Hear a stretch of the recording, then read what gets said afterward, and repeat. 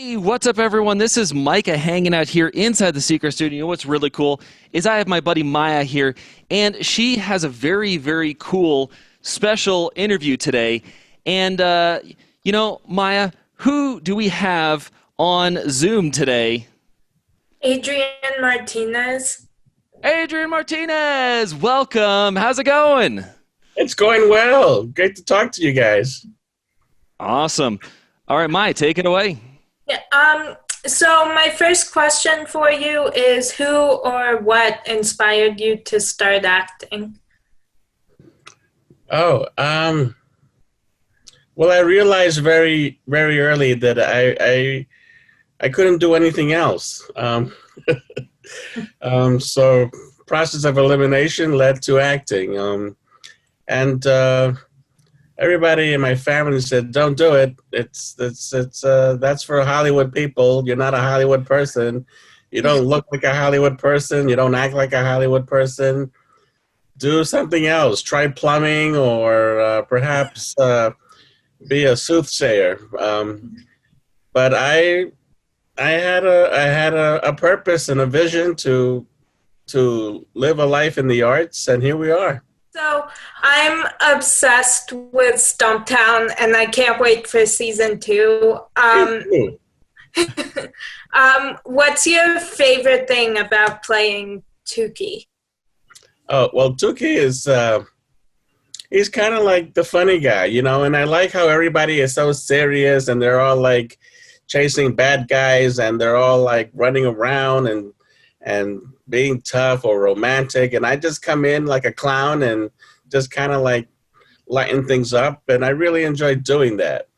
And the food, I love the food. So can you relate to him in any way? Well, Tookie is very ambitious. He just runs a food truck in Portland, but he really sees himself as, a sort of Michelin star chef, world class, the best. And he really believes that. And I really believe that you need that kind of ambition to succeed in life. So we have that in common. We're both very driven and we both want to, live the good life and absolutely maximize our time here on earth while we have it. Cool. Yeah, so is there something that you hope to see in season 2? Me. But besides that, I really hope that Tookie has an opportunity to evolve as a character. He got his wife cheated on him last season, sadly. And I wonder if they work it out or if he starts with someone else. I wonder if Tookie gets to expand his food truck into an actual restaurant and realize his dreams. I wonder how his relationship with Ansel, played by Cole Sibis, how will that expand? Because I feel like he and I are like best buddies and brothers, and I just would love to see that play out more. And I wonder, my relationship with Dex is going to be, because I know we have a past, and I know in the cliffhanger she sees her mom at the doorway in the last episode, and I know her mom. Like we have a past, so I'm very curious to see how that plays out too. Oh, cool. Yeah, I actually wanted to show you the scene. So at the school I go to, all the seniors, they always like decorate for the last year of school. They decorate like senior pants. So my sister and I did that this year, and I had to put the Stumptown car. Yay! All right. Well done, Maya. Well done. Thank you. Well, my sister drew it. I can't draw, so. But that's terrific. That looks great. Can I get one? Thank you. Yeah, sure. So you've worked on so many different projects. Have you had a project? Mold. What? I'm old. Say it. I'm old. um, so, have you had a project or a character you've played that means the most to you? Well, I just wrote, produced, and directed a movie that I star in called I, Gilbert. And I'm cutting the trailer for it now, and I'm submitting it to festivals, and I'm very excited about it. It's about a lonely guy who meets a girl that he never, in his wildest dreams, thought he would be able to have a relationship with. And I put my heart and soul into this movie, and I'm really looking forward to the world seeing it. Besides that one, I would have to say I really enjoyed my time chasing the dogs in Lady and the Tramp for Disney Plus.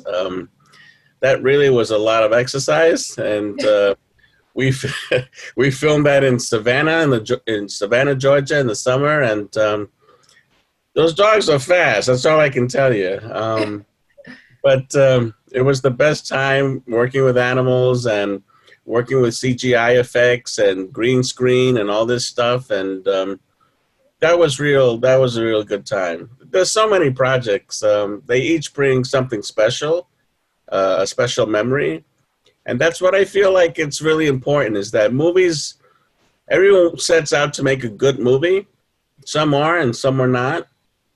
But what you're left with is the experience of the people you meet and the people you work with, and so to that extent, I've been very blessed. Oh, cool. So do you have any upcoming projects? Yes, well, I, Gilbert is certainly the big one for me, since I have invested all my money and effort into doing it. It should be coming out very soon this year. 2021, in festivals soon, I hope. It's very strange now with the festivals and the pandemic, but I'm optimistic because it's such a good movie. And besides that, I'm auditioning and developing other stories for myself. And, of course, season 2 of Stumptown. Cool. Yeah, I'm so excited for season 2. Yeah, it's gonna be good. It's gonna be good. Yeah. So, what is your biggest pet peeve? Wow. My biggest pet peeve is when I'm sitting somewhere public and someone has their headphones on and they're like really loud, and you can hear them and you can hear exactly what they're saying, and defeats the whole point of wearing headphones. That can be pretty annoying. Yeah. Yeah, and I always, like, whenever I hear that, I'm always like, that is not good for, like, your eardrums. You need to turn it down. No. So. Yeah, they eventually become the people that just say, "What? What did you say? What?" Yeah. So if you could meet any fictional character, who would it be and why? I've never been asked that. That's a good one, Maya. Well, I mean, I have to say, growing up, I was huge on Spider-Man, and I would love to meet him. I actually worked with him on a movie, The Amazing Spider-Man 2. But yeah, I love all of those movies, Spider-Man, Batman. I mean, I just love those movies. I would love to work in those movies. It'd be cool to meet Batman. I mean, there's I think Robert Pattinson's Batman now, right? Is he? I think so, yeah. Oh, yeah. So hook me up with any of those superheroes. Okay. So, is there a show that you're currently binge watching? What do I do with my time? Well, I'm very big into sports. So, I'm a long-suffering New York Mets fan. I know. So I really mostly watch sports, and Of the fictional things, what did I just binge on? Oh, I really liked The Sopranos. You know, that came out a while ago, but I'm watching it now, and The Sopranos on HBO is pretty amazing. But I also love Watchmen on HBO. Have you seen that? I haven't, but I know my mom and has. So. It's very good. It's very intense and it's very good. Oh, cool. Yeah, I'll have to watch that. Watch Watchmen. Yeah. So if anyone could narrate your life, who would you want it to be? If anyone what? Could narrate your life. Well, obviously Morgan Freeman. He's the best narrator, right? Yeah. I could just hear him now, like, Adrian wakes up at 11 o'clock and does absolutely nothing positive with his time. Here he is looking at his refrigerator, lost and confused. It's noon. Time to choose the purpose of your life, Adrian. Like that. So what terrible movie do you secretly love? Wow, that's a good one too. Well, I don't know if it's so. This movie is so bad that it's good, and it's not for the kiddies, I have to say. But Evil Dead 2, it's just a horror film that came out a long time ago. I recently saw it, and it's so bad it's hysterical. It's just like it's just weird and funny, and it is Sam Raimi who eventually did Spider-Man, directed it. Yeah, it's that one's up there. Oh, cool. Yeah, so what song would be on the soundtrack to your life? I would say the score from the movie The Shining, or perhaps Psycho.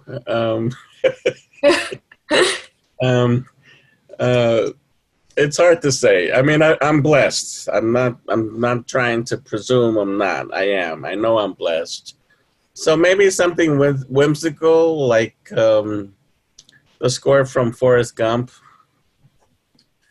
Oh, cool. Yeah.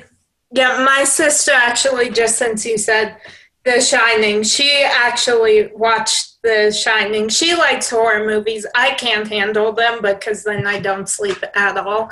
So, what? What do you like? I don't know. I like comedies. You know, there are some dramas that I like, but I have to say I do love thrillers, but I can't do horror movies. So. Right. That makes sense. It sounds like you're a perfectly normal person. Thank you. Yeah. Sounds like I am not. Yeah. No, I actually think I would probably take that as an insult, being called normal. Oh, okay. So. About normal with a dash of lunacy. Yeah.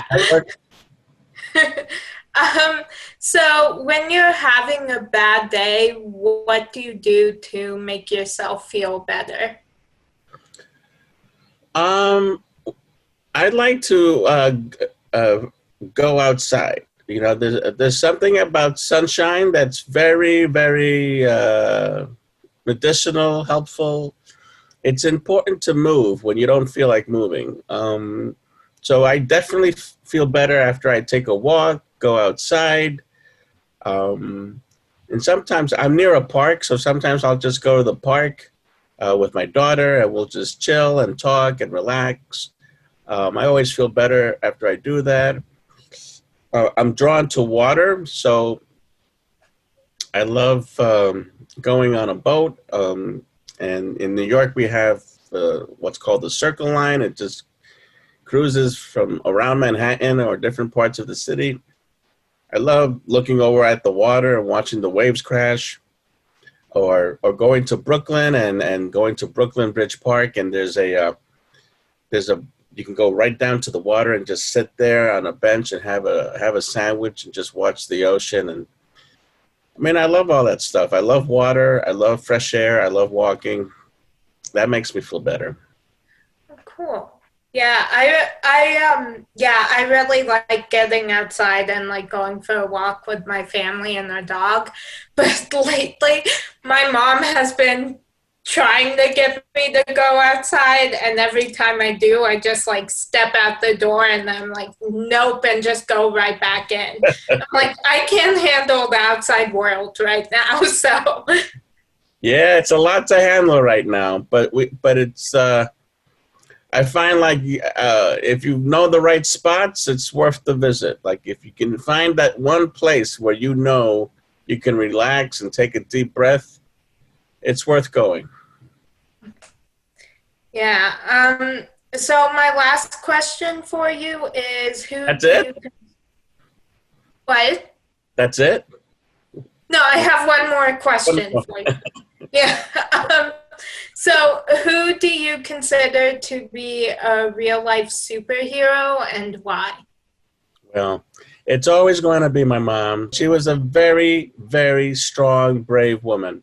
And she loved me like no one else. And I miss her every day. I think about her all the time. I actually have conversations with my mom. What? Oh, she told me just now to eat a salad for lunch. So yeah, we have this ongoing dialogue, my mom and I. I'm looking at a picture of her right now on my wall.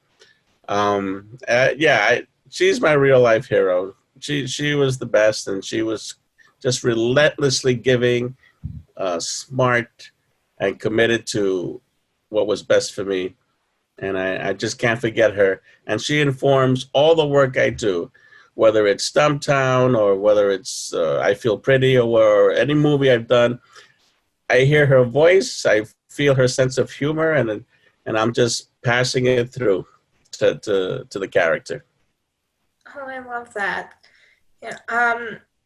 Well, thank you so much for calling in. I had so much fun talking to you. Well, it's a real privilege. Thank you so much. And thank you for making the time to talk to me. That makes 2 people I've spoken to this month. Woohoo! Well, fantastic. Thank you very much, Adrian. Yeah, I'm always happy when I can call in and like talk to because right now my social life is my mom and my sister, and like that's perfect. But I'm always happy where I can like also talk to somebody else. Listen, you're doing great work, and I think what you're doing with this podcast is amazing, and I wish you every success. Oh, thank you. Awesome. Thanks, Adrian. Have a good one. You. Thank you. Thank you. Take care, guys. Bye. Bye.